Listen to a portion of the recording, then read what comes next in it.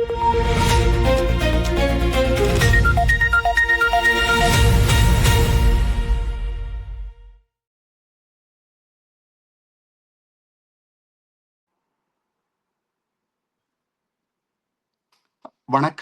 உலக தமிழ் உறவுகளே.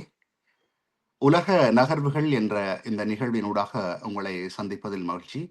நான் அருள். அருஷுடன் இணைந்து இந்த நிகழ்வை உங்களுக்கு படைத்துக் கொண்டிருக்கிறேன். அருஷ், இன்றைய இந்த நிகழ்வை ஆரம்பிப்பதற்கு முன்னதாகவே எவ்ரிபடி ஹேட்ஸ் யூ, எல்லோரும் உங்களை வெறுக்கிறார்கள், நான் உங்களை சொல்லவில்லை. இது டொனால்ட் ட்ரம்ப் சொல்லி இன்று உலகம் முழுக்க உள்ள ஊடகங்களிலே முக்கிய செய்தியாக பரப்பப்பட்டு கொண்டிருக்கின்றது. நெத்தன்யாகுவுக்கு எதிராக அவர் பாவித்த சொற்பிரயோகம் இதுவாக இருக்கிறது. அவ்வாறு நெத்தன்யாவுக்கும் டொனால்ட் ட்ரம்புக்கும் இடையிலே ஒரு பெரிய சொற்போர் ஒன்று நடைபெற்று கொண்டிருக்கிறது. அதை பற்றி கொஞ்சம் விரிவாக கூற முடியுமா? அதாவது இதுவரை காலமும் அமெரிக்க அதிபர்களுக்கும் இஸ்ரேலிய பிரதமர்களுக்கும் இடையில் இடம்பெறாத ஒரு வார்த்தை பிரயோகங்கள் இந்த வாரம் ஆரம்பத்தில் நெத்தன்யாவுக்கும் அமெரிக்க அதிபர் ட்ரம்புக்கும் இடையில் இடம்பெற்றதாக இப்போது பல ஊடகங்களும் இதனை வெளிக்கொண்டு வந்திருக்கின்றன. பல ஆய்வாளர்களும் இது தொடர்பாக கருத்துக்களை தெரிவித்திருக்கிறார்கள். இதனை முதலில் அக்சியோஸ் என்ற ஊடகம் தான் அமெரிக்காவின் இந்த பேச்சுவார்த்தையின் போது, அதாவது இருவரும் தனிப்பட்ட முறையில் தான் தொலைபேசியில் உரையாடி இருந்தார்கள். ஆனால் அந்த தனிப்பட்ட உரையாடலை இரு அதிகாரிகள் வெளிக்கொண்டு வந்திருக்கிறார்கள். ஒரு அதிகாரியின் கருத்துப்படி டொனால்ட் ட்ரம்ப் நம்ம இஸ்ரேலிய அதிபர் பெஞ்சமின் நெத்தனியாகுவை, நீ ஒரு கிறுக்கன், நீ ஒரு பைத்தியகாரன், நான் மட்டும் இல்லை என்று சொன்னால் நீ சிறையில் இருந்திருப்பாய், நான் தான் உன்னை காப்பாற்றினேன், இப்போதும் எல்லோரும் உன்னை வெறுக்கிறார்கள், இதன் காரணமாக எல்லோரும் இஸ்ரேலை வெறுக்கிறார்கள் என்று கூறியதாக ஒரு அதிகாரி அக்சியோஸ் என்ற ஊடகத்திடம் தெரிவித்திருக்கின்றார். மத்திய அதிகாரி என்ன கூறியிருக்கிறார் என்று சொன்னால், இது இந்த சம்பவத்துக்கு பிறகு டொனால்ட் ட்ரம்ப் மிகவும் மிகவும் கோபமாக இருந்ததாகவும் கூறியிருக்கிறார். அதே நேரம் மார்க் லெவின் என்றவர் இந்த ட்ரம்புக்கும் நெத்தனியாவுக்கும் நெருக்கமானவர். அவர் ஒன்றை கூறியிருக்கின்றார், இந்த தகவல் கசிவை அமெரிக்கா மறுப்பதற்கு பதிலாக அது எவ்வாறு வெளியில் சென்றது என்று தொடர்பாக FBI விசாரணையை ஆரம்பித்திருக்கிறது, இதனை மேலும் உறுதிப்படுத்தி இருப்பதாக கூறியிருக்கிறார். அதாவது ஈரானிய ஆட்சியாளர்களுக்கு இந்த தகவல் மிகவும் மகிழ்ச்சியானதாக இருக்கும் என்று சொல்லியும், இந்த அமெரிக்கா இஸ்ரேலுக்கு இடையிலான இந்த வாக்குவாதம் அவர்களின் பலவீனத்தை வெளியில் காட்டியிருப்பதாகவும், குறிப்பாக இந்த அதாவது பேச்சுவார்த்தை ஒரு சமாதானம் காலம் போய்கொண்டிருக்கின்ற பொழுது இஸ்ரேல் லெபனான் மீது நடத்திய தாக்குதலின் விளைவாகத்தானே இந்த வாக்குவாதம் எழுந்தது. உண்மைதான். என்னென்று சொன்னால், இஸ்ரேல் ட்ரம்ப் ஈரான் மீதான ஈரானுடனான போர் நிறுத்தத்தை அறிவித்த பின்னரிலிருந்து ட்ரம்ப் இந்த நெத்தனியாகு தாக்குதலை தீவிரப்படுத்தியிருந்தார். தினமும் உங்களுக்கு தெரியும், கிட்டத்தட்ட இப்ப 3200 பேருக்கு மேல் அங்கு இறந்திருக்கிறார்கள், பல ஆயிரம் பேர் காயமடைந்திருக்கிறார்கள், ஒரு மில்லியனுக்கு மேற்பட்டவர்கள் இடம்பெயர்ந்திருக்கிறார்கள். ஆனால் நின்ற பாடு இல்லை. இது ஈரானுக்கு ஈரான் பொறுமையை சோதிப்பதாகத்தான் இருந்தது. அப்ப ஈரான் தாங்கள் இந்த பேச்சுவார்த்தையிலிருந்து வெளியேறுவதாக அறிவித்த பின்னர் தான் ட்ரம்ப் நெத்தனியாவு மீது இவ்வாறான கடும் வார்த்தை பிரயோகத்தை மேற்கொண்டிருக்கின்றார். அதாவது இந்த அழைப்பை பொறுத்தவரையில், இந்த தொலைபேசி அழைப்பை வெளியில் இது வெளிவந்தது ஒரு பரபரப்பாக இருந்ததாகவும், அதே நேரம் இன்னொன்றையும் கூறுகிறார்கள் என்று சொன்னால், அதாவது அமெரிக்காவின் முன்னாள் CIA அதிகாரியாக இருந்தவர் கேர்னல் லாரி ஜோன்சன் அவர் கூறியிருக்கின்றார் என்னென்று சொன்னால், இந்த பேச்சுவார்த்தையில் இருந்து மட்டும் ஈரான் விலக யோசிக்கவில்லை, ஐக்கிய நாடுகள் சபையுடன் மேற்கொள்ளப்பட்ட அணு ஆயுத உடன்பாட்டில் அணு ஆயுத பரவல் தடை ஒப்பந்தத்தில் இருந்தும் ஈரான் வெளியேற முற்பட்டிருந்ததாக அமெரிக்காவின் புலனாய்வுத்துறைக்கு பாகிஸ்தான் வெளிவார அமைச்சகத்தின் ஊடாக தகவல் கசிந்ததாகவும், அது அமெரிக்காவின் வெளிவார செயலாளர் மார்கோ ரூபியோவுக்கு தெரிவிக்கப்பட்டதாகவும், அவ்வாறு ஈரான் வந்து அந்த அணு ஆயுத பரவல் தடை உடன்பாட்டிலிருந்து வெளியேறினால் ஈரான் வேறு நாடுகளிடமிருந்து அணு ஆயுதத்தை பெற்றுக்கொள்ள முடியும். அந்த உடன்பாடுதான் அதனை தடுக்கின்றது. அதாவது வடகொரியாவை போல ஈரான் தங்களை தனியாக விடுங்கள் என்று கேட்கின்றது. அடுத்த நிமிடமே ஈரான் அணு ஆயுதத்தை பெற்றுக்கொள்ள முடியும் என்று உளவு தகவல்கள் கசிந்ததால் தான் ட்ரம்ப் இவ்வளவு தூரத்துக்கு நெத்தனியாவுடன் அதிக கோபப்பட்டதாக லாரி ஜான்சன் கூறியிருக்கின்றார். அது ஈரானின் நிலைப்பாட்டிலும் நியாயம் ஒன்று இருக்கின்றது. ஏனென்றால் இப்போதைக்கு ஈரான் உலகங்களிலிருந்து துண்டிக்கப்பட்டதாகவும் உலக வர்த்தகத்திலிருந்து துண்டிக்கப்பட்டதாகவும் தான் இருக்கின்றது. ஆகவே அவர்களுக்கு இனி இது தலைக்கு மேலே வெள்ளம் போனால் சாணென்ன முளம் என்ற நிலைமையில் வந்ததன் பின்னர் இப்பொழுது அவர்கள் தங்களை தற்பாதுகாத்துக் கொள்வதற்கான பாதுகாப்பு வழிமுறைகளைத்தானே தேடிக்கொள்வார்கள். உண்மைதான். என்று சொன்னால் ஈரானை பொறுத்தவரையில் அவர்களை பொறுத்தவரையில் இந்த போரில் அவர்கள் கடுமையான பொருளாதார அழுத்தமாக இருக்கலாம், இன்டர்நெட் தடையாக இருக்கலாம், எல்லாவற்றையும் அவர்கள் பொறுத்திருந்தாலும் இந்த போரில் அவர்கள் ஒரு வெற்றியை கண்டிருக்கிறார்கள். மற்றது அமெரிக்காவின் பலவீனத்தையும் கண்டிருக்கிறார்கள்.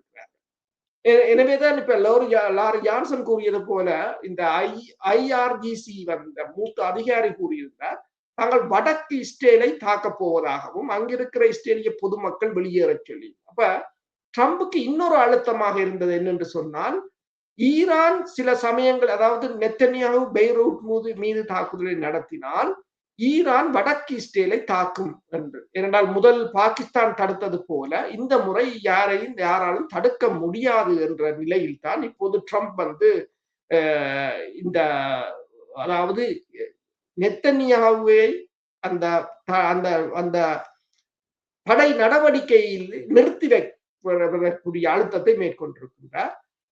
ஆனால் நேற்று இரவு லெபனான் மீது குண்டு தாக்குதல்கள் நடைபெற்றிருக்கின்றன. பொதுமக்கள் இறந்திருக்கிறார்கள். இன்று நடைபெற்ற குண்டு தாக்குதலிலும் ஒரு காரில் பயணம் செய்த டென்டல் வைத்தியர் ஒருவரும் அவரின் குடும்பத்தினரும் பலியாகியதாக கூறப்படுகிறது. ஆனாலும் மிகப்பெரிய தாக்குதலை இஸ்ரேல் நிறுத்தி இருக்கின்றது. இப்பொழுது ஈரான் வந்து ஹோர்முஸ் நீரிணையை மீண்டும் மூடுவதாகவும், அதற்கு மேலதிகமாக பாப் அல் மண்டேப் என்கின்ற இன்னும் ஒரு அதாவது கப்பல் பாதை ஒன்று, அதாவது நான் நினைக்கிறேன் அது சுவிஸ் கால்வாயுடன் தொடர்புபட்ட ஐரோப்பாவுக்கான நுழைவாயிலையும் மூடப்போவதாகவும் எச்சரித்துக் கொண்டிருக்கிறது. இவ்வாறு இந்த பாதை மூடப்பட்டால் அல்லது மூடுவதற்கான சந்தர்ப்பம் வந்தால் இப்போதுள்ள சூழ்நிலையை விட அது வேறு மேலும் எவ்வளவு தூரத்துக்கு இந்த நிலைமையை மோசமாக்கும்? அதாவது இந்த அறிவித்தலை ஈரான் நேற்று வந்து திங்கட்கிழமை கூறியிருந்தது, தாங்கள் இந்த போர் நிறுத்தத்தில் இருந்து போர் பேச்சுவார்த்தையிலிருந்து வெளியேறுகிறோம் என்று. அதனுடன் இணைந்த ஒரு அறிக்கையை வந்து இந்த டஸ்னிம் என்ற ஊடகம் வெளியிட்டிருந்தது. அது கூறியிருந்தது, ஈரான் ஹோர்முஸ் நீரிணையை மட்டும் மூடாது, இந்த நீங்கள் கூறியது போல செங்கடலில் இருக்கின்ற பாப் அல் மண்டேப் பகுதியையும் மூடும் என்று சொல்லி. அது சுவேஸ் கால்வாயுடன் இணைகின்ற பகுதி. அது இப்ப சவுதி அரேபியா வந்து இப்போது ஹோர்முஸ் நீரிணை மூடப்பட்டாலும் பைப்லைன் வழியாக எண்ணெயை கொண்டு வந்து அந்த கடற்பகுதியின் ஊடாகத்தான் விற்பனை செய்து கொண்டிருக்கிறார்கள்.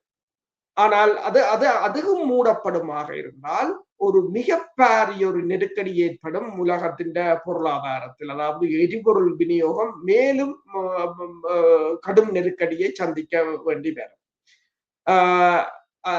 அது வந்து அதை மூடுவதற்கு ஈரானுக்கு இரண்டு வழிகள் இருக்கின்றன. ஒன்று, ஈரான் ஏவுகணை தூர வீச்சுக்கள் அது இருக்கின்றது. இரண்டாவது, ஹூதிஸ் அமைப்பினர் இருக்கிறார்கள் ஏமனில்.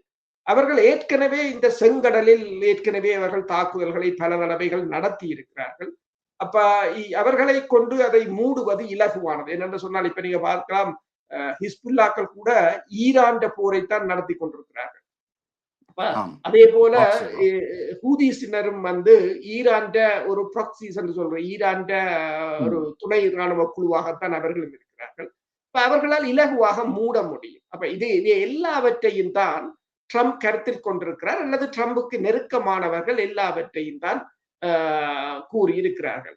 இப்ப இன்னொரு விடயம் என்னன்னு சொன்னால், இந்த ஹோமூஸ் நீரிணையில் வந்து இப்போது கட்டார் வந்து தனது செயற்பாடுகளை நிறுத்தி, அதாவது இந்த இந்த கப்பல்களின் ஜிபிஎஸ் அல்லது இந்த டிரான்ஸ்வைடர்களை நிப்பாட்டி விட்டு இரகசியமாக புதிய ஆட்களை இந்த கப்பல்களுக்கு பணிக்கு அமர்த்தி, கிட்டத்தட்ட 2 மடங்கு சம்பளத்தை கொடுத்து ஆட்களை பணிக்கு அமர்த்தி இரவோடு இரவாக இதுவரையில் இந்த மே மாதம் மட்டும் 4 கப்பல்களை எல்என்ஜி கப்பல்களை நகர்த்தி இருப்பதாகவும் 4 கப்பல்கள் மூலம் இந்தியா மற்றது பங்களாதேஷ் போன்ற நாடுகளுக்கு இந்த திரவ இயற்கை எரிவாயுவை வந்து விநியோகம் செய்திருப்பதாகவும் ப்ளூம்பெர்க் தெரிவித்திருக்கின்றது. ஆனால் வளமையாக உங்களுக்கு தெரியும், கிட்டத்தட்ட 140 கப்பல் ஒரு நாளைக்கு அதனால் செல்வதுண்டு. இது மிகவும் குறைந்த அளவு என்றாலும் அந்த உலகத்தின் எரிபொருள் தேவையை ஓரளவாவது பூர்த்தி செய்வதற்கும் ஒரு உயிர்ப்புடன் வைத்திருப்பதற்கும் இது உதவுவதாக அந்த ப்ளூம்பெர்க் தெரிவித்திருக்கின்றது. அதே நேரம் ஈரான் அச்சுறுத்தல் நெருக்கடியின் புள்ளியாக ஹோமூஸ் நீரிணை மட்டுமல்லாது செங்கடலுக்கும் இந்திய பெருங்கடலுக்கும் இடையிலான நுழைவாயிலான, நீங்கள் கூறியது போல இந்த பப் அல் மண்டேப் வழியான போக்குவரத்துக்கும் அழுத்தம் கொடுக்க முடியும் என்று சொல்லி இந்த கடல்சார் ஆய்வாளரான சல் மெக்கனிசியோ தெரிவித்திருக்கிறார்.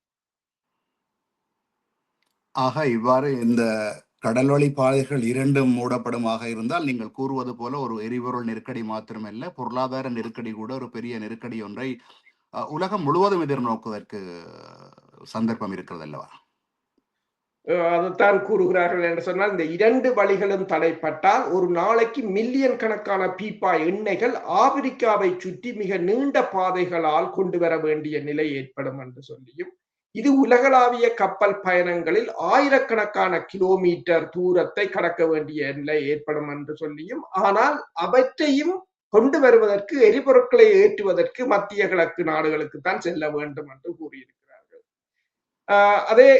அதேதான் அவர்கள் என்ன கூறுகிறார்கள் என்று சொன்னால், இனி வரும் போரில் வந்து ஒரு சேதத்தை ஏற்படுத்துவதற்கு ஈரான் இன்னொரு ஏவுகணையை ஏவ வேண்டிய அவசியம் இல்லை என்று சொல்லியும், அது ஈரான் ஏற்கனவே இந்த பொருளாதாரத்தில் ஒரு மிகப்பெரிய ஒரு அதிர்ச்சியை இந்த எரிபொருள் சந்தையில் உலகளாவிய ரீதியில் ஏற்படுத்தி இருப்பதாகவும் வழக்கறிஞரும் புவிசார் அரசியல் ஆய்வாளருமான டிமிட்ரி லஸ்கரிஸ் தெரிவித்திருக்கின்றார்.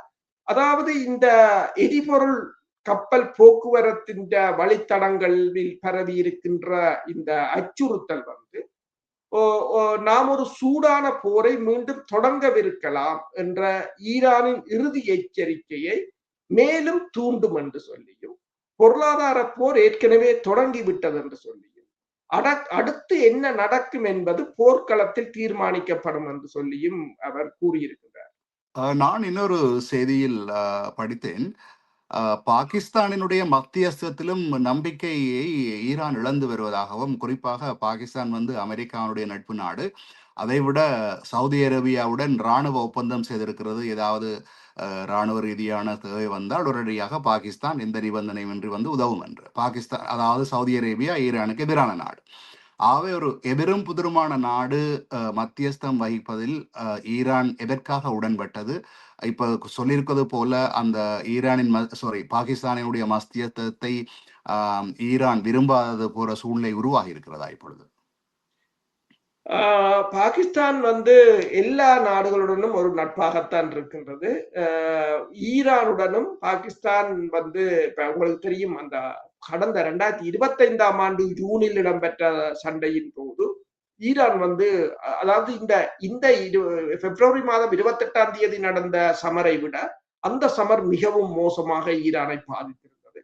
ஈரான் உள்ளக கட்டுமானங்கள் அது உள்ளுக்குள் இருந்துதான் தாக்கினார்கள். ஈரான் வான் எதிர்ப்பு பாதுகாப்பு படையணியின் ரடார்கள் எல்லாம் அளிக்கப்பட்டிருந்த நிலையில் உடனடியாக பாகிஸ்தான் தான் இந்த உதவியை உடனடியாக வழங்கியிருந்தது. பாகிஸ்தான் தற்போது சவுதி அரேபியாவுக்கும் பாகிஸ்தானுக்கும் இடையிலான இந்த பாதுகாப்பு உடன்பாட்டின் நிமித்தம் வந்து இப்போது வளைகுடா நாடுகள் அமெரிக்காவின் பாதுகாப்பில் நம்பிக்கை இழந்திருக்கின்ற நிலையில் பாகிஸ்தான் இந்த உதவிகளை வழங்கி இருக்கின்றது. பாகிஸ்தான் ஆனால் UAE வந்து இந்தியாவை அதிகம் நம்புகின்றது. பாகிஸ்தான் வந்து சவுதி அரேபியா வந்து பாகிஸ்தானுடனான உறவுகளை பலப்படுத்திக் கொண்டிருக்கிறது. பாகிஸ்தானுக்கும் அமெரிக்காவுக்கும் இடையிலான உறவுகளும் அதிகம். அந்த உங்களுக்கு தெரியும், இந்தியாவுக்கும் பாகிஸ்தானுக்கும் இடையில் இடம்பெற்ற போருக்கு பின்னர் வந்து ஃபீல்ட் மார்ஷல் அசீம் முனீரை வந்து அமெரிக்க அதிபர் வெள்ளை மாளிகைக்கு கூப்பிட்டிருந்தார். அதற்கு பிறகான அந்த நெருக்கம் அதிகரித்திருக்கின்றது. ஆனாலும் நீங்கள் கூறுவது போல இப்ப யாரும் எந்த நிலையிலும் எங்கும் மாறக்கூடிய ஒரு சூழ்நிலை என்றால் உலகம் அப்படித்தான் இருக்கின்றது. அதாவது எதிரிகளும் நண்பர்களும் இப்ப ஐரோப்பாவும் அமெரிக்காவுக்கும் இடையில் இருக்கின்ற உரசல்கள், ரஷ்யாவுக்கும் ஐரோப்பாவுக்கும் இருக்கின்ற உரசல்கள் என்ற ஒரு நிலை. ஈரானை பொறுத்தவரையில் அதாவது போர் நிறுத்தம் என்று சொல்லிவிட்டு ஈரான் மீதான கடல் முற்றுகையை கொண்டு வந்தது, தொடர்ச்சியாக தாக்குவது, லெபனானை தாக்குவது. அதுதான் அபாஸ் அரக்சியும் ஒன்றை கூறியிருந்தார் என்று சொன்னால், போர் நிறுத்தம் என்று கூறிவிட்டு ஒரு முனையில் போரை செய்வது வந்து முழுமையான போர் நிறுத்தத்தையும் மீறுவதாகத்தான் தாங்கள் கருதப்படும் என்று கூறியிருக்கிறார்கள். ஆனால் இதை பாதுகாக்க வேண்டியது மத்தியஸ்த நாடாக வந்தவர்கள் தான் இதை கவனித்திருக்க வேண்டும். அதில் பாகிஸ்தான் தவறிவிட்டதாக ஈரான் கருதலாம். நீண்ட காலமாகவே இரு நாடுகளும் எல்லைகளை பகிர்ந்து கொள்வதால் எல்லையினூடாக தனியார்கள், நாங்கள் முன்பு மண்ணெண்ணெய் பிரச்சனையான காலங்களிலே பூநகரியூடாகவும் கடல் வழியூடாகவும் தனிப்பட்ட நபர்கள் மண்ணெண்ணெயை கொண்டு வந்து விற்றது போல தனிப்பட்ட நபர்கள் வாகனங்களிலே இந்த எண்ணெய்களை கடத்தி கொண்டு அங்காலே பாகிஸ்தானை கொண்டு செல்வதும் பாகிஸ்தானில் இருந்து பொருட்களை கொண்டு வருவதும் நீண்ட காலமாக நடைபெற்றுக் கொண்டிருக்கிறது. அதனால் பாகிஸ்தானுக்கு எரிபொருள் பிரச்சனையின் ஒரு பகுதி தீர்வுகிறது என்று கூட சில ஆய்வாளர்கள் கூறியிருந்தார்கள்.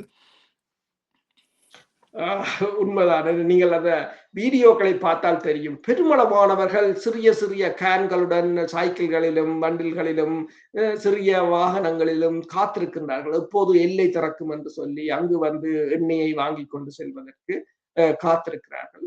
அதன் ஊடாக பாகிஸ்தானுக்குள் ஒரு வர்த்தகம் இடம்பெறுகின்றது. பாகிஸ்தான் ஊடாக சீனாவுக்கான எரிபொருள் விநியோகத்தையும் வந்து ஈரான் செய்து கொண்டிருக்கின்றது. தொடர் ரயில்கள் ஊடாக செய்து கொண்டிருக்கிறது. அதே சமயம் இந்த எக்ஸான் மொபில் என்ற நிறுவனம், அமெரிக்கா என்ற நிறுவனம் கூறியிருக்கின்றது, எண்ணெய் விலை வந்து $1 ஒரு பேரல் வந்து $160 எட்டக்கூடும் என்று சொல்லியும், திடீரென்று கையிருப்பு குறைந்து எல்லா நாடுகளும் இந்த எண்ணெய் விலையை இப்ப நீங்க பார்க்கலாம், சண்டை தொடங்கிய பிறகு எண்ணெய் விலை பெருசாக இப்ப 110க்கும் மேல போகவில்லை. ஏனென்று சொன்னால் அவர்கள் கையிருப்பில் இருக்கின்ற எண்ணெய்களை எடுத்து பாவித்துக் கொண்டிருக்கிறார்கள். ஜப்பானாக இருக்கலாம், ஐரோப்பிய ஒன்றியமாக இருக்கலாம், அமெரிக்காவா. அப்ப கையிருப்பு சடுதியாக குறைந்து கொண்டு வருவதாக இந்த எக்ஸன் மொபில் என்ற நிறுவனம் தெரிவித்திருக்கின்றது. ஒரு பேரல் எண்ணெய் $160 உயரக்கூடும் என்றும், மற்றும் அந்த நிறுவனத்தின் மூத்த துணைத் தலைவர் ஒன்றை கூறியிருக்கிறார் என்னென்று சொன்னால், நாம் முன்னெப்போதும் இல்லாத அளவுக்கு கையிருப்பு வந்து மிக அதிக அளவில் குறைந்து கொண்டிருக்கின்ற நிலையை நெருங்கி கொண்டிருக்கிறோம் என்று சொல்லியும், கிட்டத்தட்ட இந்த 42 வருடங்களில் அமெரிக்கா இவ்வாறான ஒரு கையிருப்பு குறைவை சந்தித்தது இல்லை என்றும் அவர் கூறியிருக்கிறார். அதே சமயம் சீனா வந்து மீண்டும் திரவ எரிவாயுவை வாங்குவது தொடர்பாக இப்ப ரஷ்யாவுடனுமோ அல்லது ஈரானுடனுமோ சீனா வந்து தொடர்ச்சியாக பேச்சுக்களை நடத்தி கொண்டிருக்கின்றது. ஆனால் ரஷ்ய அதிபருடன் இந்த சைபீரியா தொடர்பான அந்த குழாய் விநியோகத்தில் சீனா கையெழுத்திடாது விட்டாலும், சீனாவை பொறுத்தவரையில் இப்போது இந்த எண்ணெய் வாங்குபவர்கள் தான் மிகவும் ஒரு பேரம் பேசும் நிலையில் இருக்கின்றார்கள் என்பதால் சீனா அமெரிக்காவோ ரஷ்யாவையோ ஈரானையோ விட்டு பிடிப்பதாகத்தான் கூறுகிறார்கள். இன்னொரு வகையில் கூற போனால் சைனா இஸ் கேபிட்டலைசிங் என்று சொல்லி ஒரு செய்தி வாசித்தேன். அதாவது இந்த எண்ணெய் தட்டுப்பாடு ஏற்பட்ட சூழ்நிலையை பயன்படுத்தி தங்கள் நாட்டு மின்சார எலக்ட்ரிக் கார்களை நிறைய விற்று கொண்டிருக்கிறார்கள்.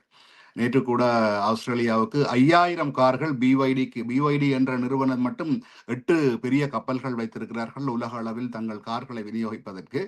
நேற்று மட்டும் ஆஸ்திரேலியாவுக்கு 5000 கார்கள் ஒரு கப்பலில் வந்து இறங்கி இருக்கிறது. அதாவது இந்த எரிபொருள் பிரச்சனையின் காரணமாக எலக்ட்ரிக் கார்களுக்கான கேள்வி, அதாவது டிமாண்ட் அதிகரித்திருக்கிறது. அதை சைனாவும் நன்கு பயன்படுத்தி கொண்டிருப்பதாக உணர முடிகிறது. ஏனென்றால் இந்த நேரத்திலே எல்லோரும் அதாவது உலக அளவிலே கிரீன் எனர்ஜி, அதாவது இந்த பெட்ரோலியத்திலிருந்து விலகி முழுக்க முழுக்க எலக்ட்ரிக்காக, அது சோலாராக இருக்கலாம், எலக்ட்ரிக்காக இருக்கலாம், பேட்டரியாக இருக்கலாம், மாறிக்கொண்டிருக்கிற சூழ்நிலையை நன்றாக பயன்படுத்தி கொண்டிருக்கின்றார்கள் என்பதும் தெரிகிறது. இது அவர்களுக்கு ஒரு நல்ல வாய்ப்பாக அமைந்து விட்டது போலும் இருக்கிறது. உண்மைதான். என்று சொன்னால் இப்போ எல்லா நாடுகள், இப்ப இந்தியாவை கூட கூறி இருக்கின்றது எலக்ட்ரிக் வெஹிக்கிள்களுக்கு மாறும், கார்களுக்கு மாறுங்கள். ஐரோப்பிய ஒன்றியம் அவ்வாறு தான் கூறி இருக்கின்றது. ஆனால் அவர்களின் இந்த மக்களின் தேவைக்கு ஏற்ற அளவுக்கு உற்பத்தி இருக்கிறதா என்றால் குறைவாக இருக்கின்றது. அதை சீனாவால் தான் நிரப்ப முடியும். ஏனென்றால் ஒன்று டெஸ்லாவுடன் ஒப்பிடும் போது அல்லது ஏனைய ஐரோப்பிய ஒன்றியத்தின் எலக்ட்ரிக் கார்களுடன் ஒப்பிடும் போது சீனாவின் மலிவானதும் தரமானதுமாக இருக்கின்றது. இலங்கையில் கூட சீனா தான் அந்த இடத்தை பிடித்திருக்கின்றது. எனவேதான் அண்மையில் இந்தியாவில் டெஸ்லா வந்து ஒரு $500 மில்லியன் பெறுமதியான ஒரு மிகப்பெரிய ஒரு பிளான்ட் ஒன்றை போட இருந்தார்கள். பிறகு அதை நிறுத்தி விட்டார்கள் என்று சொன்னால் சீனாவுடன் போட்டி போட முடியாது இந்தியாவில் அந்த பிளான்டை போட்டு என்று அவர்களுக்கே தெரிந்துவிட்டது. ஏன்னா இலங்கை மீறாக எல்லா மார்க்கெட்டையும் சீனா பிடித்து விட்டது. நீங்கள் சொல்வது போல ஆஸ்திரேலியாவிலும் அதே நிலைமைதான். ஏன்னா இது அவர்களுக்கு ஒரு நல்ல சந்தர்ப்பம் என்று சொன்னால் பெட்ரோல் டீசல் விலை அதிகமாக இருக்கும் போது எல்லோரும் எலக்ட்ரிக் காரைத்தான் நாடுவார்கள். இது அவர்களுக்கு சந்தை வாய்ப்பை மிக அதிகப்படுத்தும். அந்த சந்தை வாய்ப்பை அவர்கள் கச்சிதமாக பயன்படுத்தி இருக்கிறார்கள் என்றுதான் கூற முடியும். அதே சமயம் நீங்கள் பார்த்தீங்கன்னு சொன்னால் களமுனையை பொறுத்தவரையில் இந்த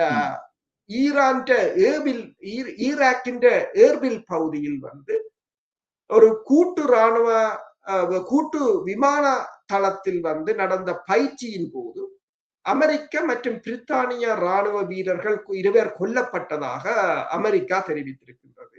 அதாவது மே 31 இந்த சம்பவம் இடம்பெற்றதாக.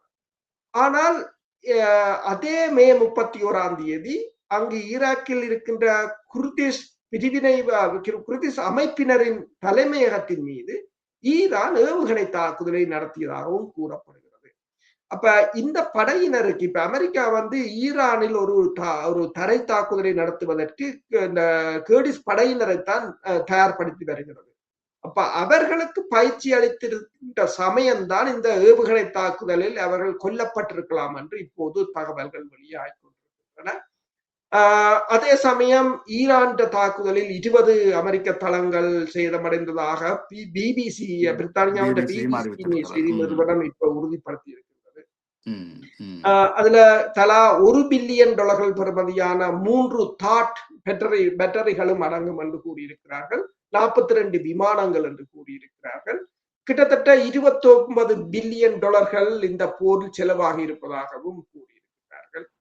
அதே சமயம் ஈரான் போர் தொடர்கின்ற இதே சமயம் வந்து ட்ரோன்களின் இழப்புகள் பென்டகன் அமெரிக்காவின் பாதுகாப்பு தலைமையகத்தை வந்து அதிக கவலையடைய வைத்திருப்பதாக கூறியிருக்கிறார்கள்.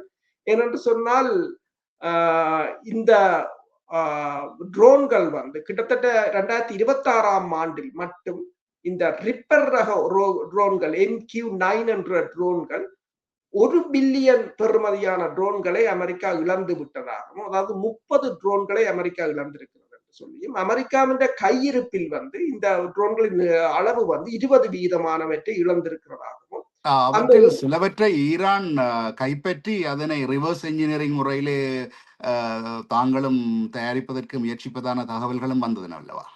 உண்மைதான். என்னன்னு சொன்னால் இப்ப நீங்கள் கடந்த வாரம் கூட விழுந்த ட்ரோன்களை அவர்கள் படகில் ஏற்றி செல்வதை கூட வீடியோக்களில் போட்டிருந்தார்கள். அவர்கள் எல்லாவற்றையும் ரிவர்ஸ் என்ஜினியரிங் செய்துதான் கூடுதலாக ஏவுகணைகளாக இருக்கலாம், ட்ரோன்களாக இருக்கலாம், சிலவற்றை இறக்கியும் இருந்தார்கள். சுடாமல் ஜாமிங் மூலம் அதை தரை இறக்கியும் இருந்தார்கள். அப்ப என்னென்று சொன்னால் ஈரானை பொறுத்தவரையில் ஹேக்கிங் இப்போது இந்த ஏனைய நாடுகளினுக்குள் இணையதளங்களுக்கு ஊடுருவதில் அதிக தரம் வாய்ந்தவர்களாக இருக்கிறார்கள். நேற்றும் கூட அமெரிக்காவின் விண்வெளி படையினரின் தலைமையகத்தின் இணையதளத்தை முடக்கி இருந்தார்கள். முடக்கி தங்கள் வீடியோக்களை அதில் பதிவிட்டிருந்தார்கள். அதே போலதான் இப்ப இவர்கள் கூறுகிறார்கள் என்று சொன்னால் அமெரிக்காவிடம் இருக்கின்ற இந்த MQ-9 ரக ட்ரோன்கள் கிட்டத்தட்ட ஒரு ட்ரோன் வந்து $35 மில்லியன் பெறுமதியானது. அந்த ட்ரோன்களின் செயற்பாட்டு ட்ரோன்களை எடுத்துக்கொண்டால் 30% அமெரிக்கா இழந்திருப்பதாகவும், அதே சமயம் MQ-4 என்ற அது மிகவும் நவீன ட்ரோன்கள் கிட்டத்தட்ட $200 மில்லியன் பெறுமதியானது. அதில் 2 அமெரிக்கா இழந்திருப்பதாகவும் கூறியிருக்கிறார்கள். சரி, இன்றைய இந்த நிகழ்வை முடிவுக்கு கொண்டு வருவதற்கு முன்னர், அதாவது பேச்சுவார்த்தையிலிருந்து ஈரான் ஒதுங்கி இருப்பதாக அறிவித்திருந்தாலும், யுத்த நிறுத்தத்திலிருந்து மீறுவதாக இன்னமும் அறிவிக்கவில்லை. அப்படித்தானே? உண்மைதான். யுத்த நிறுத்தத்தை இப்ப போரை ஆரம்பிப்பதாக ஈரான் அறிவிக்கவில்லை. ஆனால் இஸ்ரேல் தாக்குதலை நடத்தினால் தாங்கள் வடக்கு இஸ்ரேல் மீது தாக்குதலை நடத்துவோம் என்றும் அதற்காகத்தான் வடக்கு இஸ்ரேலில் இருப்பவர்களை வெளியேறுமாறும் ஈரான் தெரிவித்திருக்கின்றது. ஆனால் ஈரானை கூறுங்க. ஆனால் இல்ல, இந்த போர் ஈரானை மீண்டும் பொறுத்தவரையில் ஆரம்பித்தால் அந்த போர் வந்து அதாவது குறிப்பாக இஸ்ரேல் மட்டுமல்ல, அருகில் இருக்கக்கூடிய யுனைடெட் அரபு எமிரேட்ஸ் போன்ற நாடுகள் மீதும் முன்னேது போல பாய்வதற்கான சந்தர்ப்பம் இருக்கிறது அல்லவா? உண்மைதான். என்னென்று சொன்னால் கடந்த வாரம் கூட அமெரிக்கா ஈரானை தாக்கியதற்கு ஈரான் குவைத்தில் இருக்கின்ற அமெரிக்க தளத்தை தாக்கியிருந்தது. யுஏஇயில் இருந்த துறைமுகத்தை தாக்கியிருந்தது. அரேபியன் வளைகுடாவில் நின்ற கப்பலை தாக்கியிருந்தது. அப்ப ஈரான் இப்போது தொடர்ச்சியாக உடனுக்குடன் பதிலடிகளை கொடுத்து கொண்டுதான் இருக்கின்றது. எனவேதான் அமெரிக்காவால் தாக்க முடியாத ஒரு நிலை இருக்கிறது. நீங்கள் கூறியது போலதான் போரை யார் மீறுவதென்றதுதான் இப்போது பிரச்சனை, யார் ஆரம்பிப்பதென்றது. இருதரப்பும் ஆயத்தமாக இருக்கிறது. ஆனால் ஈரான் ஒரு போரை இப்போது விரும்புகின்றது. அதுக்கு தயாராகவும் நீண்ட கால தயார்படுத்தலும் அது இருந்து கொண்டிருக்கிறது. ஒரு தகவல், ஒரு சுவாரஸ்யமான தகவல் ஒன்றை சொல்லிக்கொண்டு இந்த நிகழ்ச்சியை முடிக்கலாம் என்று இருக்கிறேன். நான் கேள்விப்பட்ட வாசித்த செய்தி ஒன்று, இலங்கையிலே யுத்தம் முடிவடைந்ததன் பின்னர் ஈரானிய இராணுவ உயர்மட்ட குழு ஒன்று இலங்கைக்கு சென்று விடுதலை புலிகளால் பாவிக்கப்பட்ட கடல் சார்ந்த வேக படகுகள், தாக்குதல் படகுகள் சம்பந்தமானவற்றை ஆராய்ந்து அவற்றிலிருந்து நகல் எடுத்து அல்லது முயற்சித்திருக்கிறார்கள் அல்லது அந்த ஆராய்ந்து வந்திருக்கிறார்கள் என்றும், இப்பொழுது ஹோர்முஸ் நீரிணையிலே நடக்கின்ற தாக்குதல்களை பார்க்கின்ற பொழுது எங்களுக்கு பழைய ஞாபகங்கள் வருகின்றது. அவர்களுடைய தாக்குதல் போலவே படகுகள், சிறிய சிறிய படகுகளில் சென்று தாக்குகின்ற முறைமை ஒன்று தொடர்வதை நாங்கள் காண முடிகின்றது அல்லவா? அதேதான், நான் இதை முதலும் ஒரு காணொலியில் கூறியிருந்தேன். அவர்கள் விடுதலை புலிகளின் தாக்குதல் படகுகளை ஆய்வு செய்திருந்தார்கள். அதே போலதான் வடிவமைத்திருக்கிறார்கள். 50 கலிபர், மற்றது 23 mm, மற்றது 20 mm கடன் கொண்ட சிறிய சிறிய படகுகளாகத்தான் அவர்கள் வடிவமைத்திருக்கிறார்கள்.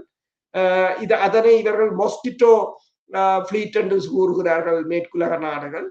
அந்த படகுகளைத்தான் இப்ப நேற்று கூட ஒரு கப்பலை தாக்கிய பிற்பாடு அந்த சேட்டலைட் படத்தில் பார்த்தால் 5 சிறிய படகுகள் அங்கிருந்து செல்வதை காணக்கூடியதாக இருந்தது. இரண்டால் எங்கள் கடல் பகுதியும் ஹார்முஸ் நீரிணையும் அந்த ஷலோ வாட்டர் என்று சொல்வது ஆழம் குறைந்தது, அதற்கு ஏற்றதாக எவ்வாறு விடுதலை புலிகள் அந்த இஸ்ரேலிய டோரா படகுகளை முறியடித்தார்கள் என்பதற்காகத்தான் ஈரான் அவ்வளவு அக்கறை செலுத்தியிருந்தது. ஆம், இன்றைய இந்த நிகழ்வை நாங்கள் இதுடன் முடிவு செய்து கொள்ளலாம் என்று நினைக்கிறேன். இறுதியாக ஏதாவது முடிப்பதற்கு முன்பு கூறுவதற்கு இருக்கின்றதா ரோஸ்? தாக்குதல்கள் அதாவது லெபனானில் தொடர்ந்து இடம்பெற்றுக் கொண்டிருக்கின்றது. ஆனால் மிகப்பெரிய ஒரு போரை ஆரம்பிப்பதற்கு அமெரிக்கா இப்போது விரும்பவில்லை என்பதை இந்த ட்ரம்பின் தற்போதைய நடவடிக்கைகள் காட்டுகின்றன. அது இன்னும் ஒரு முக்கியமான விடயத்தையும் கேட்டு விரும்புகிறேன். அந்த அதிசய மலை என்று சொல்கிறார்கள், லெபனானில் இருக்கக்கூடிய உயர்ந்த மலை ஒன்றை இப்பொழுது இஸ்ரேல் கைப்பற்றி இருக்கிறது. அது இஸ்ரேலுக்கு சாதகமான சூழ்நிலை ஒன்றை உருவாக்கி இருக்கிறது என்று கூறுகிறார்கள். உண்மைதான். கிட்டத்தட்ட அந்த 2000 ஆண்டுக்கு வெளியேறியதுக்கு பிறகு அவர்கள் அந்த இடத்தை திருப்பி கைப்பற்றி இருக்கிறார்கள். ஆனால் ஈரான் இப்போது கூறியிருக்கின்றது முற்றாக அங்கிருந்து வெளியேற வேண்டும் என்பதை கூறியிருக்கிறது. நல்லது. இத்துடன் இந்த நிகழ்ச்சியை நாங்கள் முடிவுக்கு கொண்டு வருகிறோம். மீண்டும் இன்னும் நிகழ்ச்சியில் உங்கள் அனைவரையும் சந்திக்கும் வரை இப்பொழுது நன்றி கூறி விடைபெறுகிறோம். நன்றி, வணக்கம்.